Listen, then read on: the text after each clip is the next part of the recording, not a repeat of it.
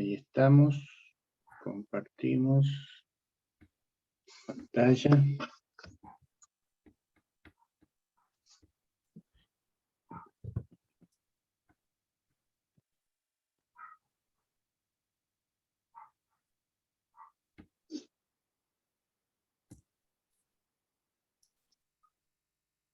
Bueno, habíamos empezado la clase pasada a tratar la unidad, esta número 5, que nos hablaba de la dinámica.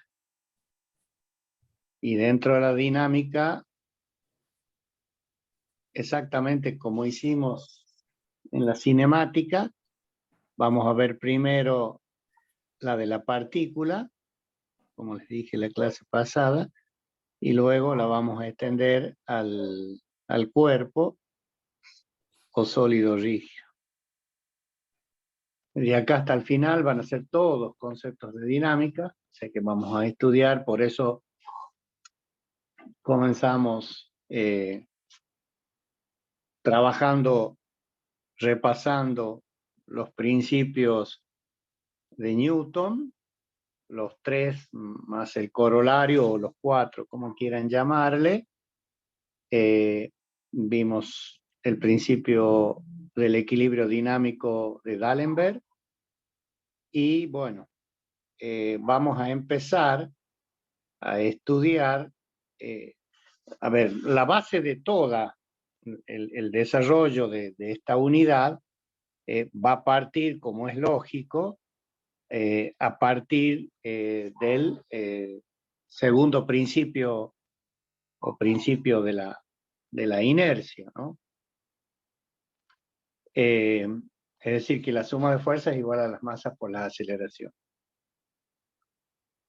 Si hacemos un paralelismo o una comparación, digamos, en la cinemática nosotros estudiamos variables como aceleración, velocidades y espacios sin hacer mención a las causas que producen estas variaciones en estas 3 variables principales. Pueden ser espacio, reitero, velocidades o aceleración. Una dinámica, por el contrario, le pone mucho énfasis al tema de fuerzas para ver qué pasa del otro lado con las aceleraciones.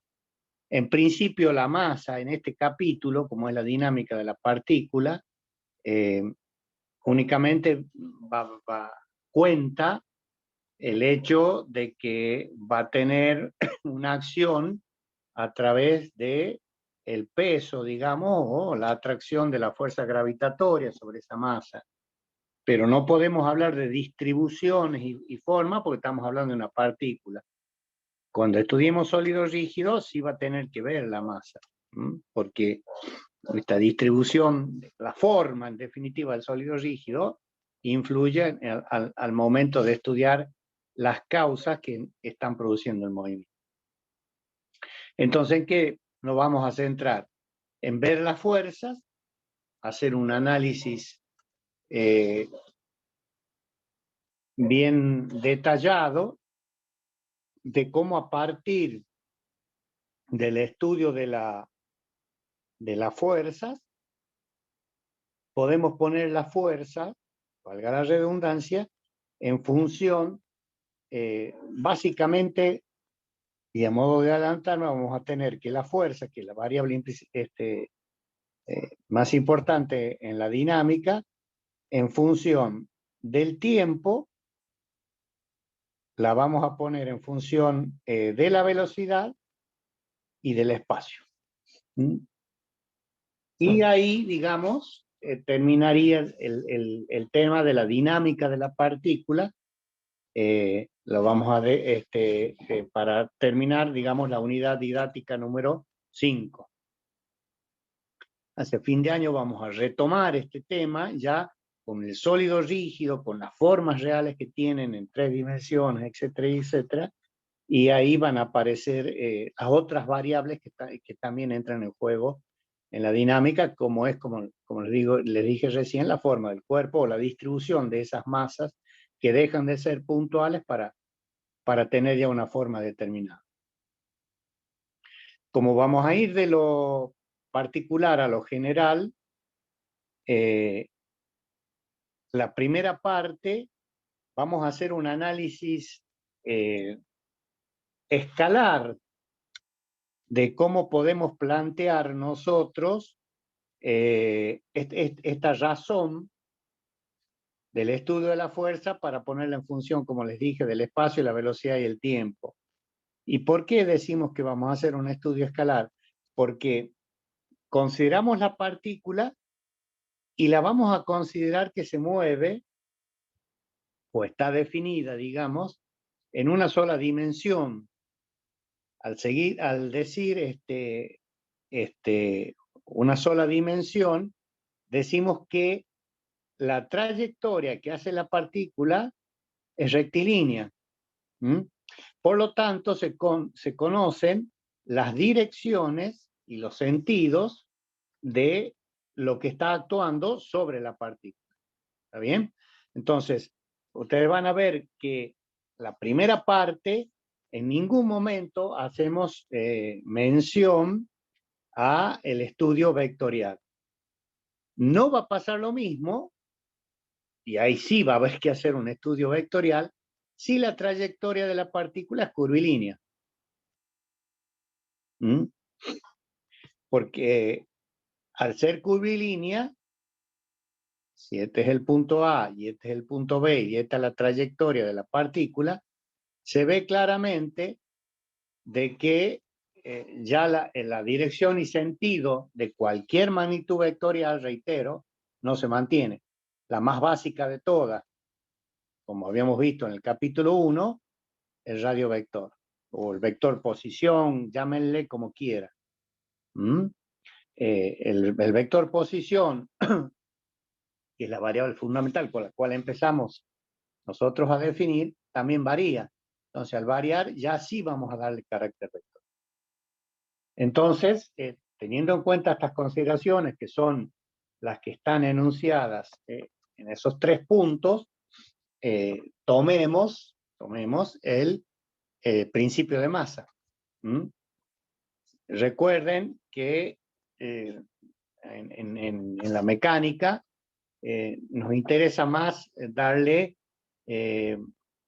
de lado el enunciado del principio de masa, de que ante la aparición de una fuerza, el cambio de velocidad es proporcional a esa resultante, y sí hablemos de la cantidad de movimiento que habíamos enunciado nosotros en principio. Repásenlo o véanlo en la grabación anterior o en la filmina, según tengan, que decíamos que la variación de la cantidad de movimiento tenía la misma dirección que la resultante de las fuerzas aplicadas, y era igual a esa variación. Entonces, como estamos en dinámica, la planteamos a través de la variación temporal P. P para nosotros es cantidad de movimiento, ¿no? Cantidad de movimiento. Fíjense, la cantidad de movimiento, miren este segundo término, esto lo voy a hacer, digamos, un poco a contramano o contradiciéndome con lo que acabo de decir, pero bueno, quiero poner énfasis por una sola vez ya que quede establecido. La cantidad de movimiento es una magnitud vectorial. ¿Y por qué es vectorial? Porque la velocidad lo es. La masa sabemos que es una magnitud escalar. Entonces, si multiplicamos un escalar por un vector, nos da un vector. Entonces, si el segundo miembro es un vector, el primero también lo debe ser. Pero por estas consideraciones que estamos haciendo, con el cual empezamos el desarrollo de la presente clase, omitimos la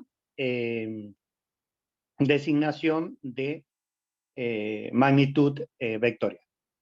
Por lo tanto, reitero, no van a ver el análisis vectorial. Entonces, sabemos, digamos, que podemos escribir esto mismo de esta manera, porque la velocidad la expresamos como la derivada del espacio respecto del tiempo, la masa por todas las consideraciones. Primero, acá es puntual porque estamos entendiendo una partícula, y segundo, sigue el concepto de que la masa para nosotros es invariable en el estudio de la mecánica y mecanismo, pero en toda la materia. Independientemente de que el sólido sea rígido o deformable, no tenemos variaciones de masa. ¿Por qué? Porque en la mecánica clásica no se consideran este tipo de cosas. Sí, en la mecánica cuántica, en lo que sea, pero para nosotros m siempre va a salir afuera, como lo tenemos expresado ahí, porque es una magnitud que es constante. Y bueno, la derivada del espacio con respecto al tiempo, ¿no es cierto?, es la velocidad. Entonces, se puede poner directamente, fíjense, que la variación de la cantidad de momentos respecto al tiempo es igual a la derivada segunda del espacio respecto al tiempo, porque esto nos da la aceleración. Si nosotros entre esto y esto tenemos, digamos, planteado las fuerzas que están actuando, y a la aceleración, en vez de ponerla como A, la ponemos como la derivada segunda de X con respecto de el tiempo. Entonces, la fórmula nos queda determinada allí. Si la variación que tiene la cantidad de movimiento con respecto al tiempo es igual a la fuerza. Y es la otra forma, o es la forma que nosotros ayer, en la clase de ayer, antes de ayer, perdón, el lunes, o la última clase, planteamos el principio de masa, ¿no? La correspondencia, fíjense, hasta en el signo, si esto es positivo, se tiene, y al hablar de una magnitud vectorial, reitero, porque la fuerza lo es y la cantidad de movimiento lo es, tienen la misma dirección y el mismo sentido. O sea que derivando la cantidad de movimiento nos va a dar la fuerza. Nosotros la utilizamos como el producto de la masa por la aceleración, opuesta de esta manera como la derivada temporal de la cantidad de movimiento. Esto es una ecuación diferencial ordinaria, fíjense, ¿no es cierto?, en donde se puede separar por variables. Vamos a poner dp es igual a f por dt. Entonces, la cantidad de movimiento va a variar entre dos posiciones o puntos, o dos valores que serían P sub 1 y P sub 2, o puntos de referencia, que pueden ser bien esto, el inicio y el fin. Entonces, para resolver esta ecuación hay que integrar. Entonces, la integral entre P1 y P2, que son las cantidades de movimiento en esas posiciones, de la diferencial de P, nos va a dar, bueno, es obvio, F es función de T. Este es el famoso teorema del impulso, que es conocido. ¿Por qué? Porque la variable que es T, entonces integramos entre los tiempos T1 y T2. Entonces me dice que la variación de la cantidad de movimiento, el delta de la cantidad de movimiento, es igual al impulso, en definitiva. Si hay una variación de la cantidad de movimiento, si hay un delta, por así decirlo, es porque tenemos un impulso. De este lado hay una fuerza que está actuando en un tiempo t que me provoca una variación en esa cantidad de movimiento. Entonces, esta es una de las formas de expresar lo que tengo subrayado allí y denominar el impulso de una fuerza al producto de la fuerza por el tiempo en que ella está actuando. Entonces, este valor nos viene a dejar bien en claro cómo a partir de estas consideraciones aparece este concepto que en la mecánica es muy, muy importante, y no deben olvidarse, y sí lo tienen que tener en cuenta, pues se lo utiliza muchísimo en la mecánica. El impulso, el teorema, después lo vamos a ver, es igual, como les dije acá, a la variación de la cantidad de movimiento. Es decir, si hay una fuerza de este otro lado tiene que haber una cantidad de movimiento. Es decir, tiene que haber una variación de la cantidad de movimiento, que para nosotros se va a traducir en definitiva la cantidad de movimiento, que es P, es una función de la velocidad. Entonces, si hay una fuerza en un tiempo, hay un impulso, del otro lado va a haber una variación de la cantidad de movimiento. ¿Y en qué se va a traducir? En la variación de la velocidad entre dos puntos, B1 y B2.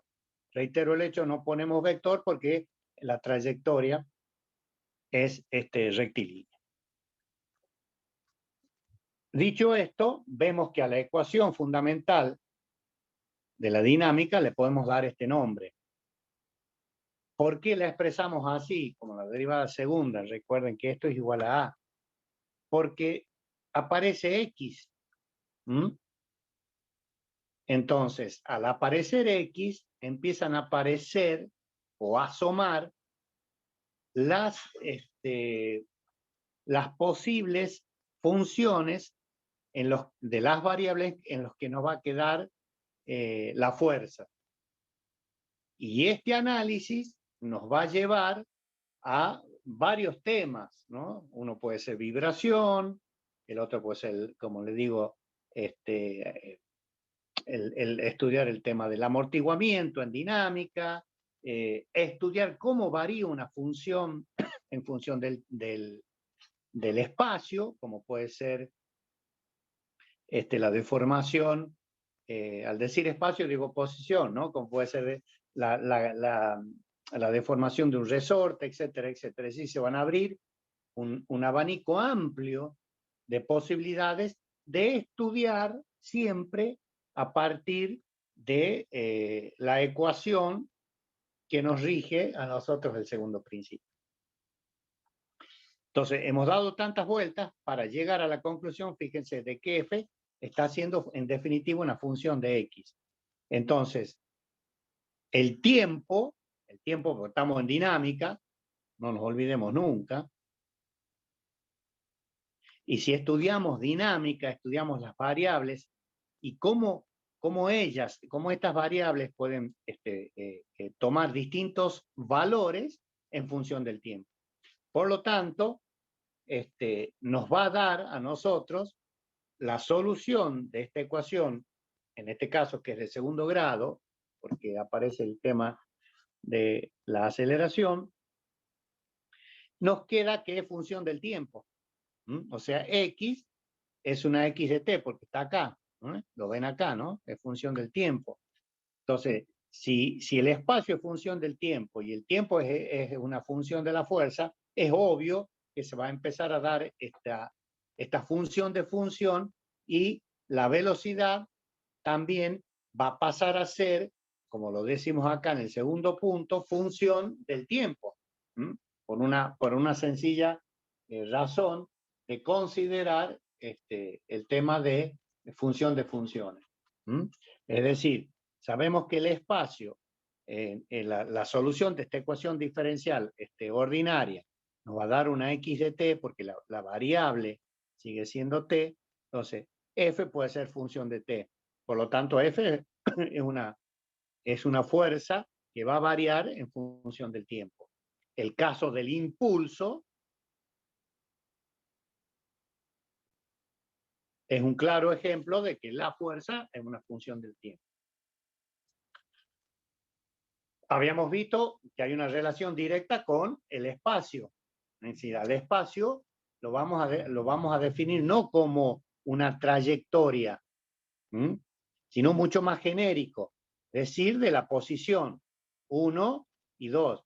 Una trayectoria simula, ¿no es cierto? O uno siempre puede tender a asociarlo con una trayectoria rectilínea, pero también podemos pensar que es la posición que ocupa nuestra masa, ¿no es cierto?, en dos instantes diferentes, no tan solo horizontal, sino también lo puede ser vertical, como es la fuerza-peso, en donde la gravedad cumple un papel importante. O sea, no tan solo quedarse con el concepto de un movimiento unidimensional horizontal, sino también que puede ser vertical y así con estas consideraciones. Entonces, ya tenemos que la fuerza es una función del tiempo, es una función de la posición de X, y también lo vamos a ver, y aparece, y el estudio es bastante interesante, es función de la velocidad. Es función de la velocidad, la fuerza, y este caso, cuando la fuerza es una función de la velocidad, nosotros lo vamos a ver en el capítulo siguiente, se utiliza para el estudio de los amortiguamientos. Este es un claro ejemplo, digamos, de que en donde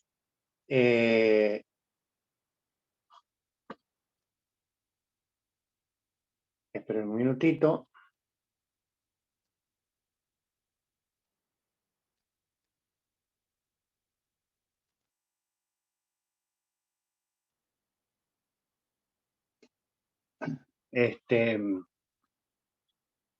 Decía que F era el caso en donde era una función de la velocidad, y lo vamos a ver, y van a ver cómo realmente es así, que la fuerza es función de la velocidad para los casos de los amortiguamientos. Esto lo vamos a ver en el tema, el capítulo general se llama vibración, para no dejarlos con la duda, que el capítulo que sigue vibración. Y ahí vamos a ver cómo la fuerza es función de la velocidad. Pero bueno, analicemos un poquito esto, que puede quedar medio traído de los pelos, pero otra forma de poner la misma ecuación del segundo principio es esta que está escrita acá. Es decir, en vez de poner la derivada segunda del espacio, que ya sabemos que en función del tiempo la ponemos como la derivada de la velocidad con respecto del tiempo, es lo mismo, fíjense, poner f igual a m por la derivada de b con respecto a t. Bueno, acá lo que hacemos en este apartado acá es multiplicar ambos miembros de esta ecuación escalar, reitero, movimiento unidimensional, no nos interesan las magnitudes vectoriales. Al decir escalar estamos estudiando módulos, ¿no? No sé si lo dije o no, pero ya a esta altura del partido, del curso de la materia, que debe quedar claro que lo que vamos a encontrar acá son los módulos. ¿Por qué? Porque la dirección y el sentido ya lo conocemos. Entonces, si multiplicamos esta ecuación escalar, no se altera si multiplicamos ambos miembros por b. Se me queda f por b de un lado, m por b por la derivada de b con respecto al tiempo. Esta expresión de acá se la puede diferenciar. Se puede diferenciar esta función b de b sobre dt, se la puede diferenciar. ¿Cómo la podemos poner? Como un medio, en lo que está acá, de m por b al cuadrado, la diferencial. ¿Por qué? Porque si nosotros diferenciamos esta expresión, volvemos a esta, ¿cierto? La diferencial de un medio de mb cuadrado sobre 2 es 2 por un medio de m por b, que por la diferencial de b con respecto a t, que es lo que tenemos acá, ¿no? O sea que el diferencial con respecto a t de un medio m b cuadrado, si nosotros diferenciamos eso, nos queda un medio por 2 mb diferencial de b con respecto a t, que nos lleva a la expresión anterior. Análisis matemático. Lo que pasa que nosotros, al darle esta forma, nos viene a expresar, fíjense, este segundo miembro de la ecuación nos viene a expresar el teorema de la energía. ¿Por qué?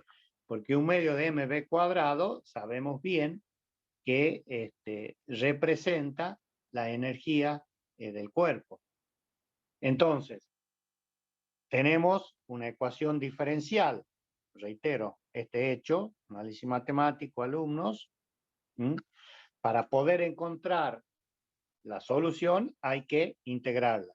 Entonces, la variable es t, como bien lo decimos acá, entonces la integral entre t1 y t2 de la diferencial de un medio mv cuadrado diferencial de t por diferencial de t, bueno, se le llama a esto energía, energía.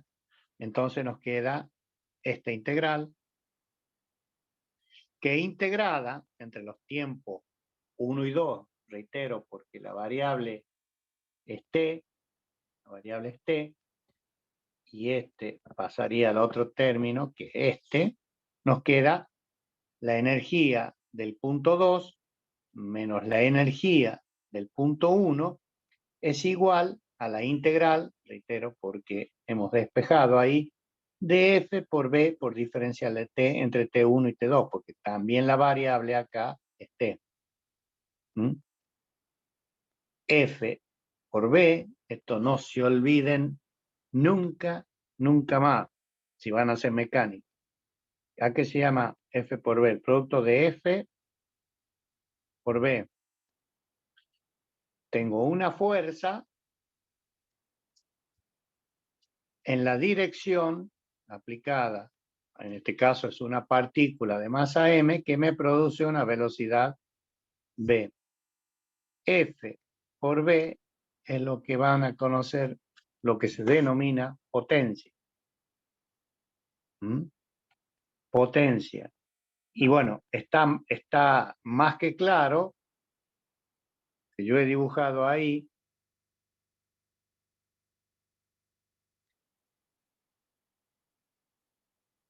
que la masa m se está trasladando.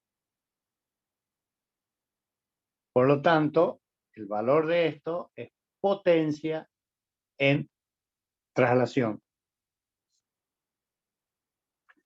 Si F por B es potencia, que para nosotros la potencia en mecánica la ponemos con la letra P, nada que ver con la energía potencial, después la vamos a ver, ¿no? Vamos a hacer bien esto es potencia. Esto lo medimos en nuestro sistema. Espera un minutito. En nuestro sistema internacional de medidas, la potencia la vamos a medir, la unidad, el vatio. Y si uno quiere hacer un análisis más desmenuzado de la magnitud, el vatio es el newton por el metro sobre el segundo, porque el newton por metro es el joule. Joule sobre segundo nos va a dar vatio. El newton, a su vez, es kilo, metro, segundo cuadrado, por metro sobre segundo. Entonces, estas son las unidades en las que se mide la potencia. Normalmente, nosotros la nombramos, tiene un nombre especial, que es el vatio. Va a ser una unidad muy chica, bueno, se utilizan los múltiplos, que son el kilo, el tera, el giga, ¿no es cierto? Eso va a depender de las magnitudes con las cuales nos estemos moviendo.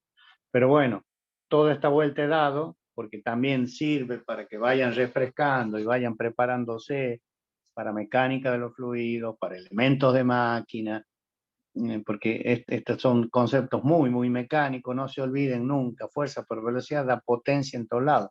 Y potencia por tiempo es energía, acá y en cualquier parte del mundo, ¿no?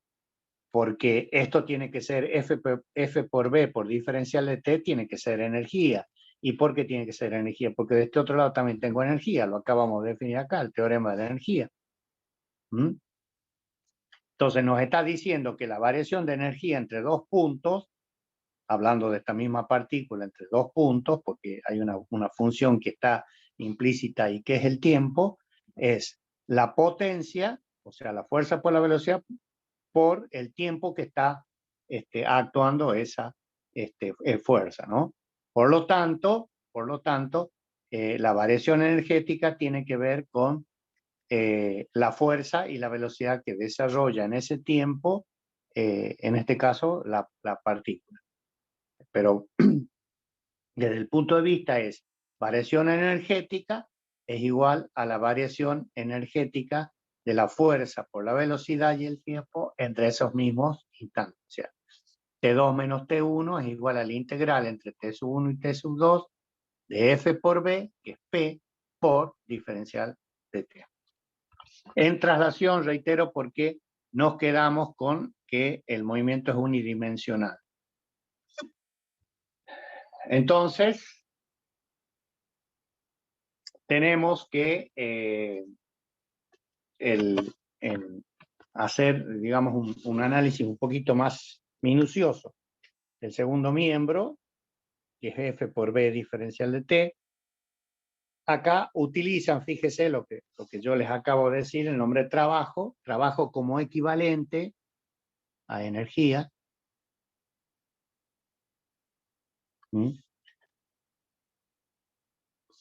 A mí siempre me gusta poner esta fórmula que sirve, es una fórmula muy, digamos, muy casera, muy mía, ¿no?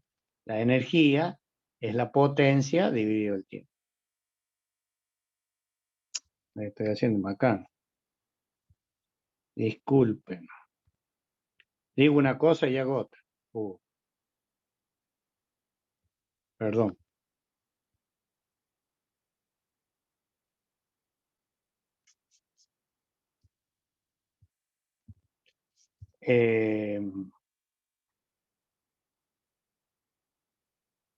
La energía es potencia, reitero, por tiempo.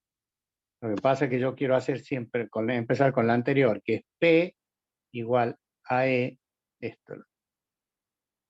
La potencia es energía sobre tiempo. Acá la estamos expresando a la energía como P por T. La potencia en la traslación es F por B, A por T me queda de energía. O sea, trabajo o energía, nosotros lo vamos a medir a esto en el sistema internacional. La energía se mide en Joule, que es la J. El Joule, ¿qué es? Es el Newton por metro sobre el segundo. Eso es energía. Entonces. Dante, sí, nada más que un agregadito, nada más que, por ejemplo, en las instalaciones eléctricas, la potencia, por ejemplo, todo lo que es carga, un foco, una heladera, todas las potencias están medidas en vatios. Y la energía, que es lo que mide el medidor, es el producto de esa potencia que se consume en la unidad de tiempo. Entonces, la energía sería el P por T, como está. Exactamente. Eso es. Que ellos la ponen, no ponen tiempo, es del área en la factura, si está bien el concepto, ellos nos ponen así. Claro, claro. No. Esto es lo que ellos nos cobran, ¿no? Esto es lo que hay que pagar. Claro. Y ahí es que nosotros los padres, no sé si hay alguno por ahí que banca la luz en la casa, che, no tengas tantas horas prendida la luz, el tele, la compu, lo que sea, porque a más horas, con la misma potencia, es directamente proporcional a la energía, ¿no? Al consumo, exacto. Apaguen la luz, decimos los viejos rezongones, ¿eh? Si no utilizan la plancha, desenchufen la estufa en invierno, etcétera, etcétera. Claro. Está bien, una relación directa de la energía con el tiempo, la variable del tiempo. Y depende de la potencia que tengamos en casa. Exacto. Gracias, Inge. Bien, entonces, acá hay una correspondencia, digamos, entre trabajo y energía, ¿no? Ponemos trabajo como integral de la potencia por el tiempo. Y bueno, acá yo hace rato ya, huelgan los comentarios porque ya se las he nombrado desde la filmina anterior. F por B, la potencia suministrada por la fuerza F, eso está claro. Lo importante es que el otro miembro, porque recuerden que esto era igual a T sub 2 menos T sub 1 en la filmina anterior. Entonces, ¿qué esto es T sub 2? Es la energía en el tiempo 2 o en la posición 2. Y la otra es la energía en la posición 1. Entonces, nosotros vemos de esta manera de que se puede poner la energía, en este caso energía cinética, también como la variación que existe entre esos dos puntos. Y esto también sigue siendo energía, porque fíjense que X1 y X2 son esas dos posiciones que tiene la partícula entre 1 y 2 y la fuerza.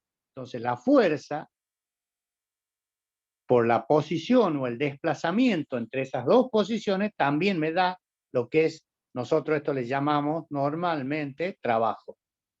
Trabajo de la fuerza entre las posiciones 1 y 2.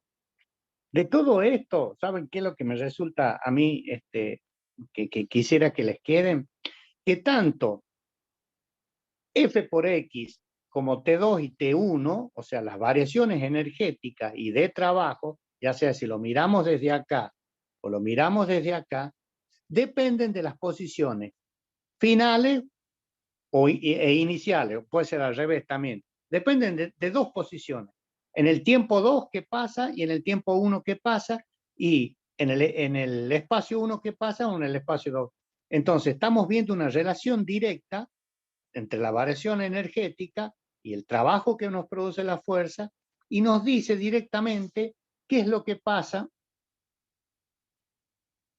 Ya lo vamos a cambiar de color. ¿Qué es lo que pasa acá y acá? Y no interesa qué es lo que pasa entre la posición 1 y la posición 2.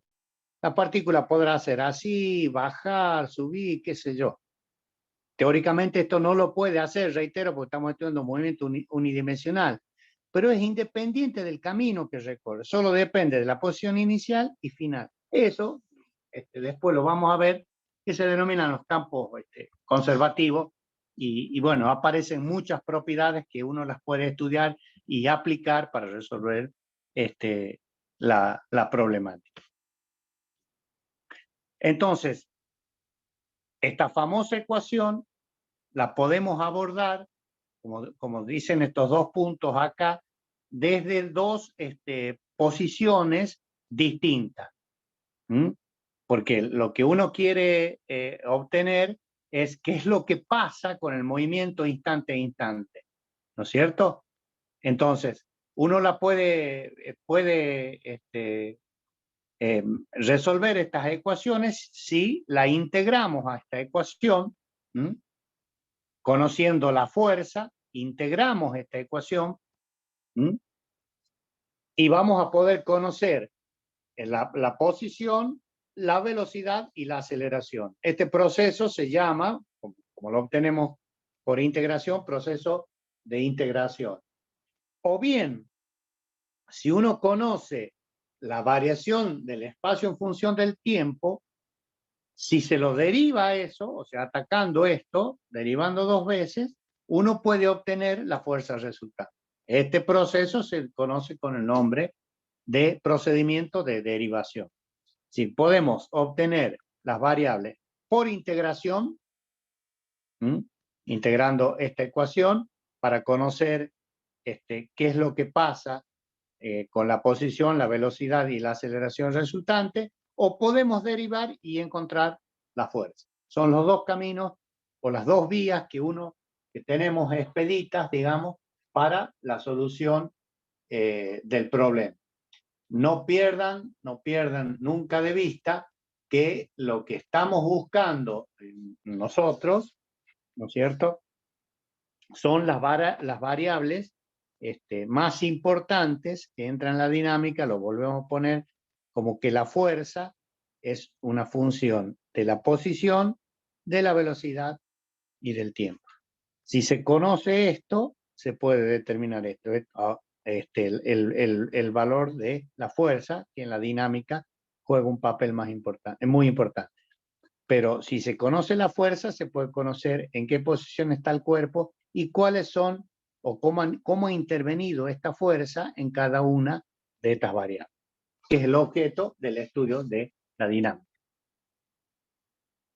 Bueno, acá hay algunos ejemplos. La fuerza de rozamiento en función de la velocidad. Yo no sé si se recuerdan ustedes, pero se podía calcular la fuerza de rozamiento, ¿no es cierto?, en función del tiempo, y había dos definiciones de la fuerza, el rozamiento estático y el dinámico. A partir de este momento, cuando ya el cuerpo está en movimiento, hemos vencido el rozamiento estático, acá la fuerza pasa a ser función de la velocidad. Un ejemplo más de los que son más claros, lo vamos a ver, reitero, es el amortiguador. En caso del amortiguador, que uno le pone un líquido viscoso, la fuerza de amortiguamiento, ya van a ver ustedes cómo es función de la velocidad. En un campo electrostático, lo tienen que haber visto en física 2, depende del tiempo, es lógico, para llevar la partícula de una posición a otro en un campo que está cargado, ¿no? O sea, hay que hacer una fuerza, que son las famosas FEN, fuerzas electromagnéticas.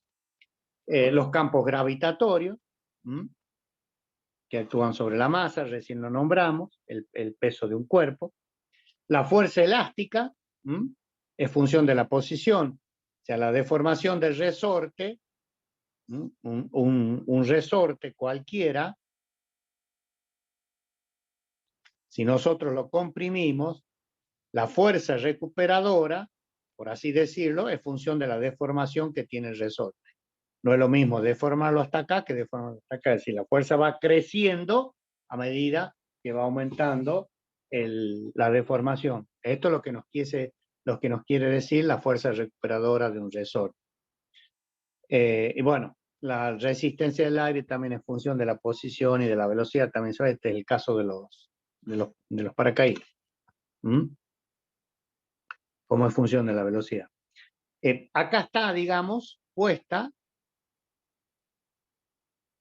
la ecuación que del segundo principio, o sea que la fuerza como una función de la posición de la velocidad del tiempo es igual a m por la derivada segunda de x con respecto a t.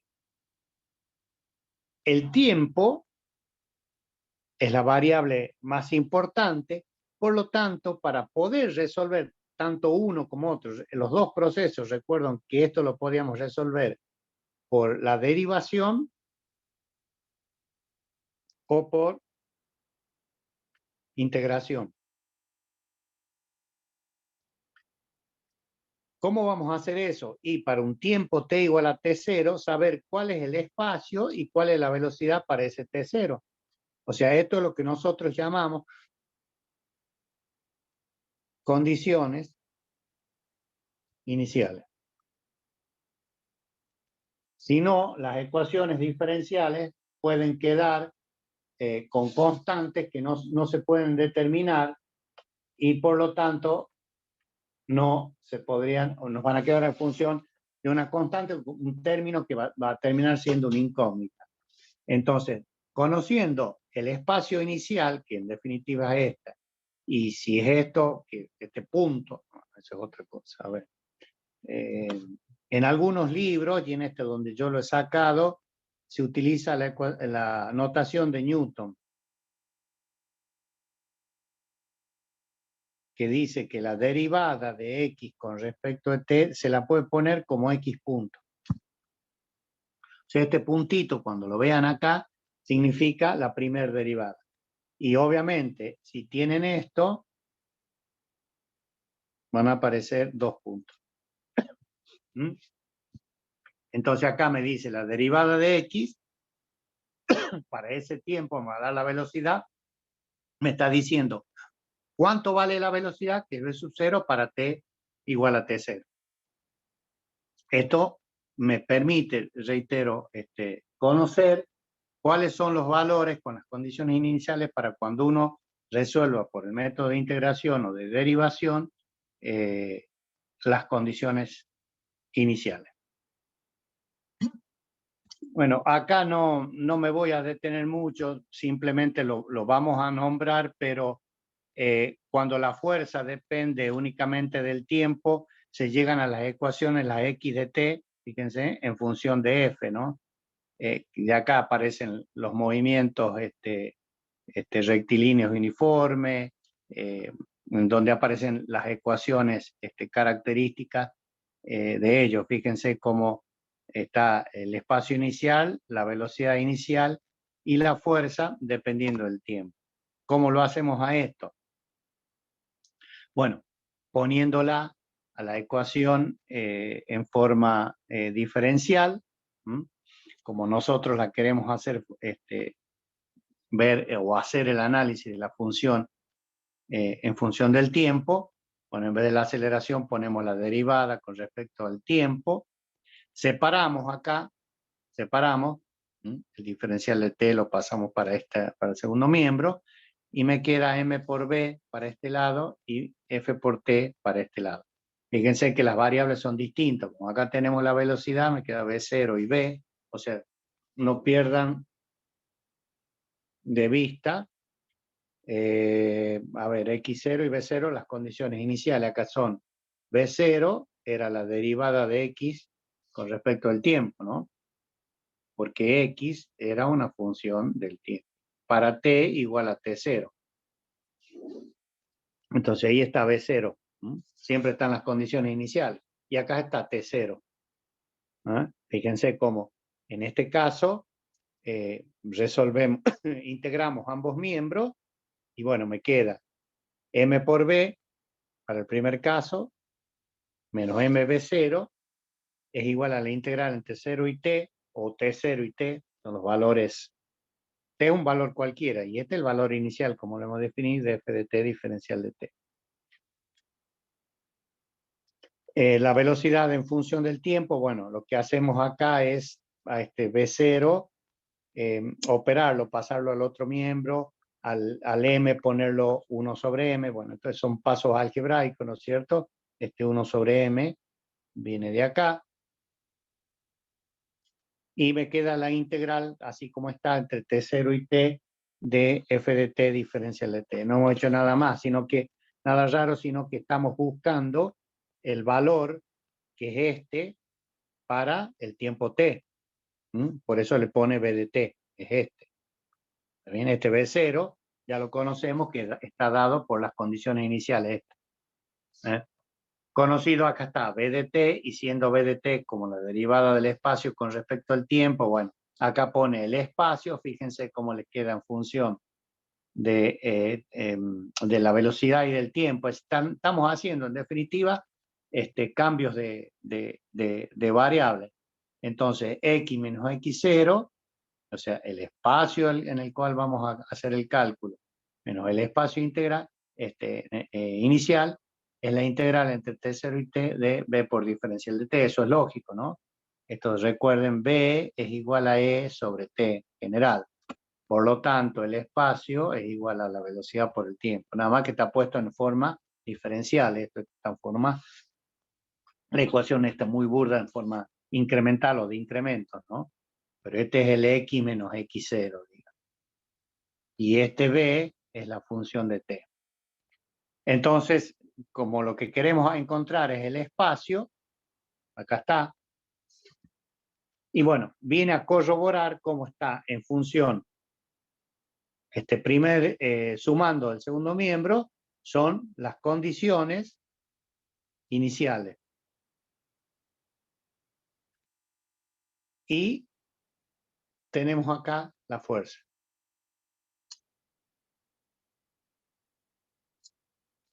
Entonces, la fuerza depende del tiempo y el espacio depende del tiempo. O sea, es una de las formas para encontrar la dependencia que tiene la fuerza como función del tiempo.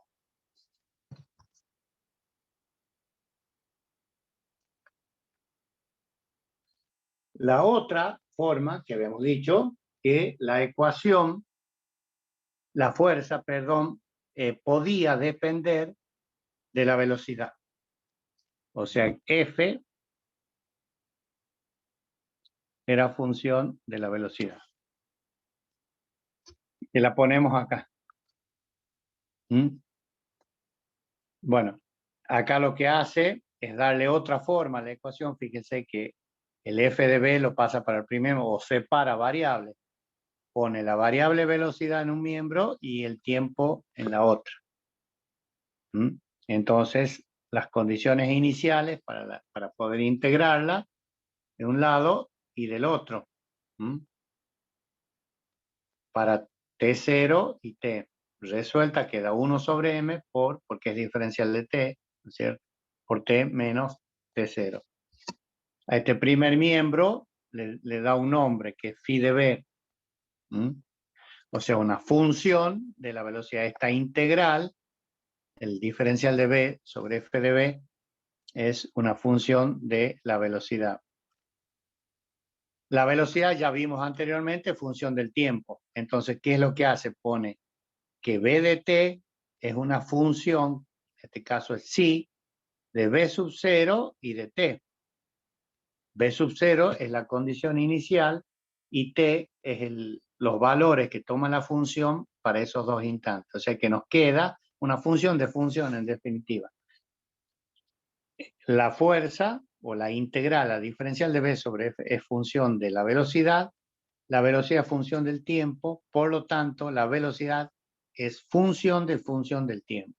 O sea, eso es todo lo que he hecho. Y le ha dado vuelta para poder llegar y determinar acá, en este caso, acá está metida la función fuerza como una función de la velocidad.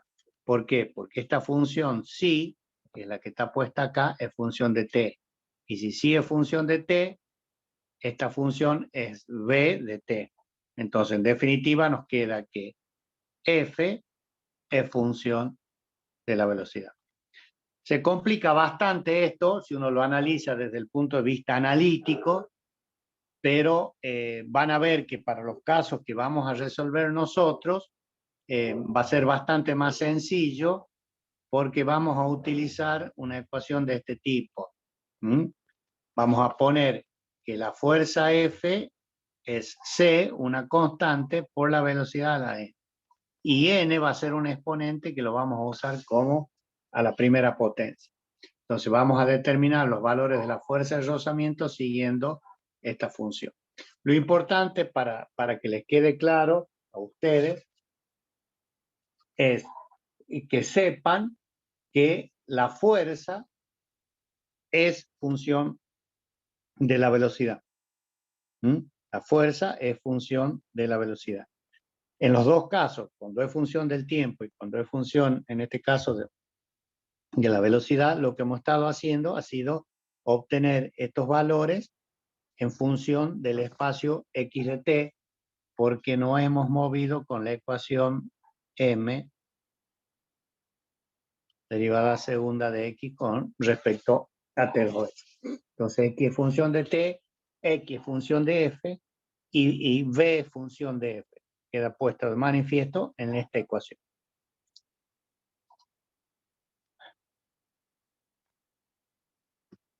El que nos estaría faltando, y con esto veríamos de concluirlo, digamos, para que no dejar un temita colgado, es qué es lo que pasa cuando la fuerza depende de la posición. La posición, reitero, va a venir dado por la variable x. ¿Qué es lo que hace? A la ecuación, fíjense acá le da otra forma, en vez de a pone la derivada de b con respecto de t.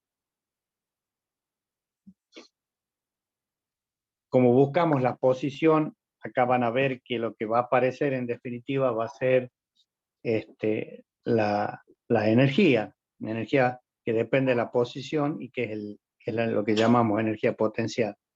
Pero fíjense que le damos otra forma según lo que queramos obtener, ¿no? Multiplicamos ambos miembros por diferencial de x. El diferencial de x sobre el diferencial de t es b. Por lo tanto, en este miembro les queda m, b diferencial de b, y del otro lado, fx por diferencial de x. Esto es energía. Y si el segundo miembro es energía, esto cerrando los ojos y antes de hacer nada, esto también es energía.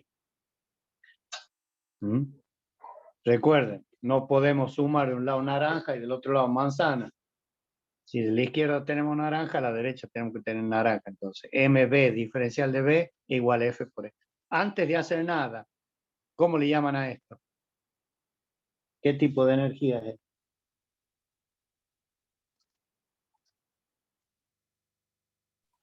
¿Qué pasa Cinética. si... Energía cinética. ¿Y esta? Si después busqué la posición.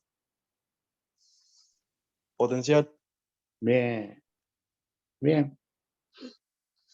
Bueno, le da una gran ayuda porque acá está, ¿no? Pero bueno, de eso se trata.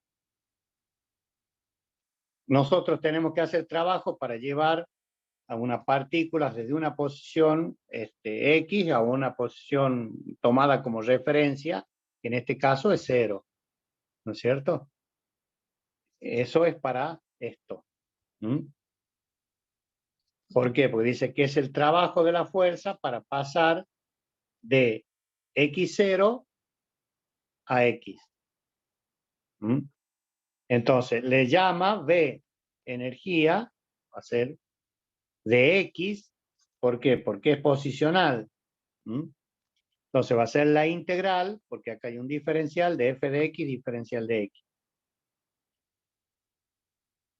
Le da vuelta, fíjense acá tenemos límite inferior y límite superior.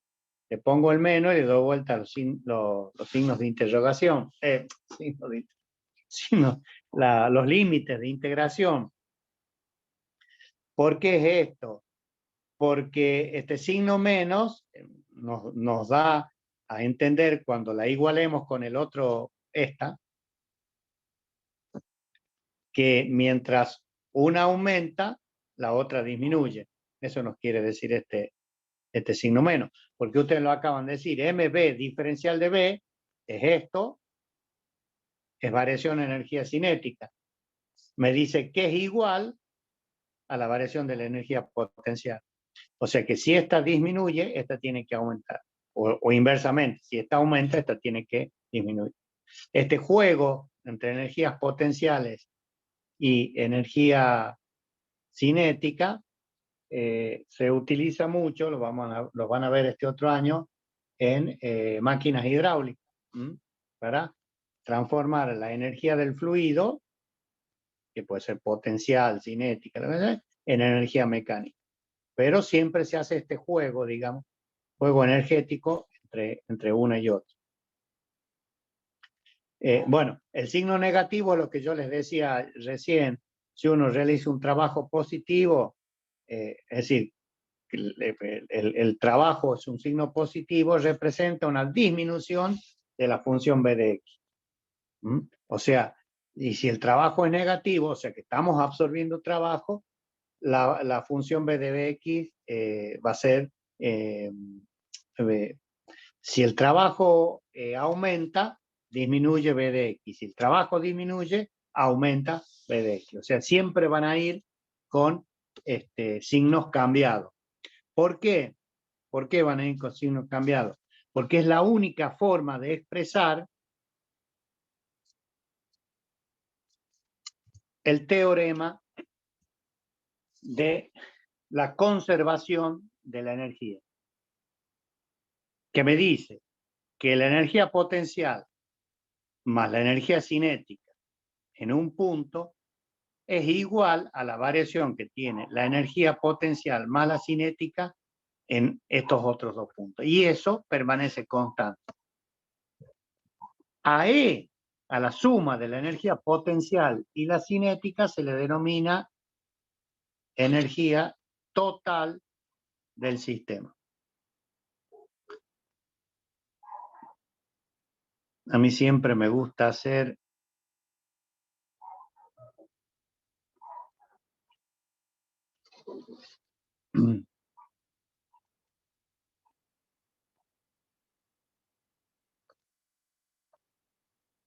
supongamos que tenemos una partícula de masa m a una cierta altura h.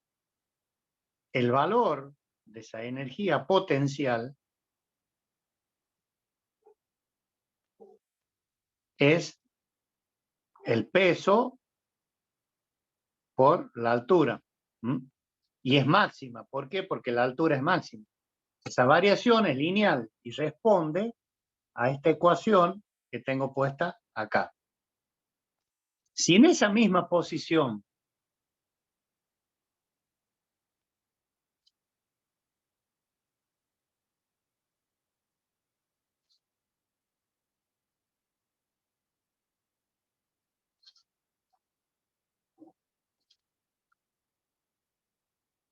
yo analizo la energía cinética,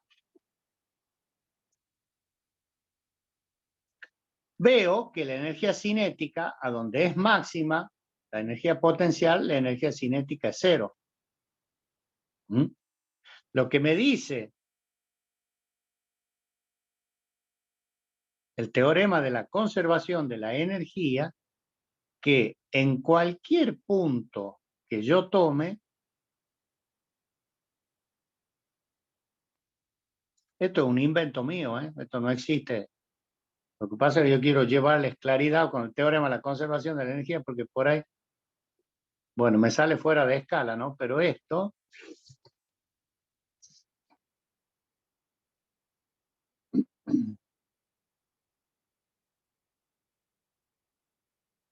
va a ser igual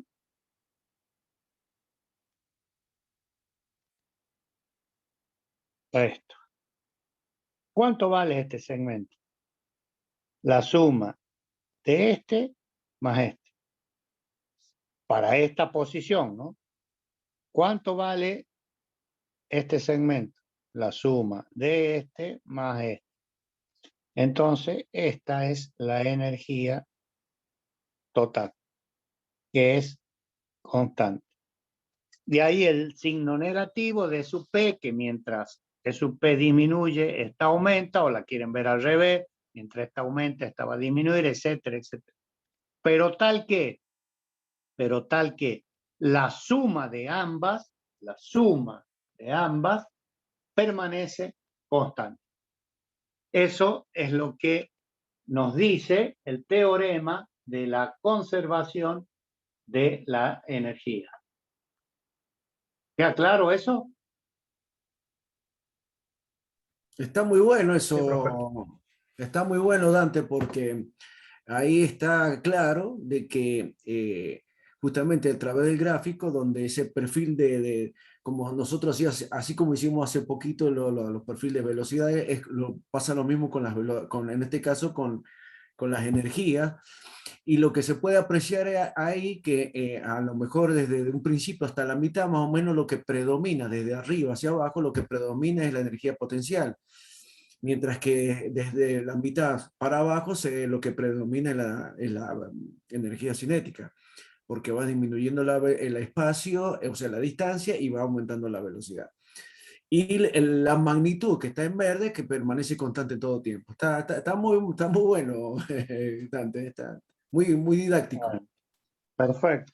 Ojo, no vayan a creer que son magnitudes, no me vayan a poner flechas cuando me lo expliquen a Claro, esto, ¿eh? claro, No vayan claro. a poner flechas que son vectores, no. Estas son unas magnitudes escalares, ¿eh? La Escalares. energía es una magnitud.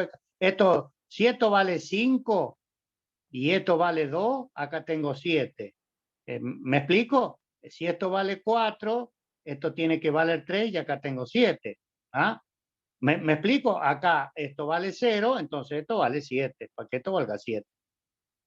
Pero es magnitud escalar, porque la energía no es vectorial. Es una magnitud Ojo con escalar. la representación de velocidades y movimientos planos que hacíamos recién, ¿eh? Esto simplemente quiero decirle que si yo sumo este valor escalar con este valor, me va a dar este. Si sumo Claro. este con este, y así sucesivamente. Está, Queda está- claro, está- ¿no? Está muy bien la aclaración, está muy bien la aclaración porque las energías todas son magnitudes escalares. Lo que son esos son suma, pero de magnitudes escalares, no de vectores. Está muy bien. Bueno, y yo los dejo con esto, y acá sí sería lo último, porque todo esto que hemos venido explicando, y les he explicado ahí con el grafiquito, está expresado, digamos, en esta filmina, ¿no es cierto? La energía mecánica total se mantenga constante siempre y cuando, fíjense, ya acá empiezan las cosas, la fuerza dependa de la posición. O sea, si nosotros nos venimos atrás, vemos que tenemos X y 0, 0 y X, y lo mismo hicimos para encontrar la energía cinética en las posiciones 1 y en la posición 0. Eso es muy, muy importante, porque nos está diciendo que la energía depende de la posición inicial y de la posición final. ¿Eh? Y bueno, ese grafiquito que yo les he hecho, dicho en forma textual, se los leo para que les quede bien en claro, me dice que en este caso, o sea, cuando únicamente estamos integrando entre la posición inicial y final, o sea que los campos son conservativos, la totalidad del trabajo se produce a expensas de la energía potencial y a partir de un incremento de la energía cinética. O sea, incremento la energía cinética y tengo que disminuir la energía potencial. Dice, los sistemas que satisfacen esta ecuación se dicen conservativos. Bien. Pero para eso tenemos una aplicación o una restricción, que la fuerza únicamente depende de la posición inicial y final. O sea, si nos volvemos atrás, las fuerzas que están actuando acá dependen de 1 y de 2. Y en ningún momento ponemos en tela de juicio ni vemos por dónde va la partícula entre 1 y 2. Simplemente la posición inicial y la posición final. O sea, 1 y 2. ¿Por qué entonces? Para este caso, los campos son conservativos.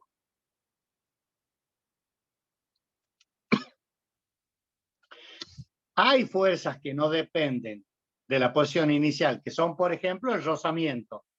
Bueno, estas son fuerzas disipativas. ¿Por qué? Porque generan calor y otros tipos de disipaciones de energía, ¿no es cierto? El calor es la más típica. La fuerza de rozamiento, por rozar una partícula con el suelo, genera calor. Entonces, estos sistemas dejan de ser conservativos y pasan a ser considerados como disipativos. Y el tratamiento es, de todos modos, sigue siendo lo mismo.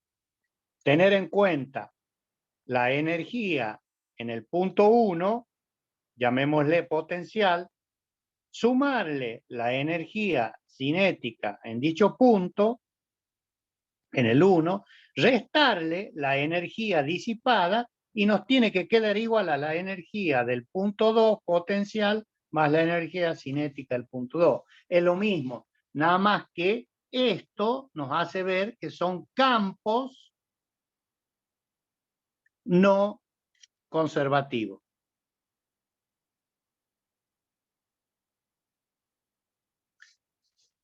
Pero nosotros vamos a poder aplicar las mismas condiciones que campos conservativos con estas salvedades. Obviamente vamos a tener que tener elementos de análisis físicos y matemáticos para poder evaluar esta energía disipativa o evaluar el trabajo disipativo de una fuerza de rozamiento. Por ejemplo, la fuerza de rozamiento por el desplazamiento entre los puntos 1 y 2 de cualquier cuerpo me va a dar un trabajo disipativo que va a ser negativo. ¿Por qué? Porque no es conservativo entre ambos puntos. Y la voy a poder evaluar de la misma manera. Entonces, que no nos obnubile el hecho de que tengamos que utilizar únicamente para campos conservativos, porque pueden existir problemas en donde vemos el trabajo, vemos qué cantidad, y si tenemos herramientas lo podemos calcular y se puede aplicar la misma. De todo modo, lo que nosotros estamos viendo ahora es que la energía potencial más la energía cinética en todo momento permanece constante. O sea, la energía total del sistema permanece constante. Y esa energía Sí. total también se le llama energía mecánica. Ah, perfecto, sí. Sí, sí, sí. Bien. Bien. Con esto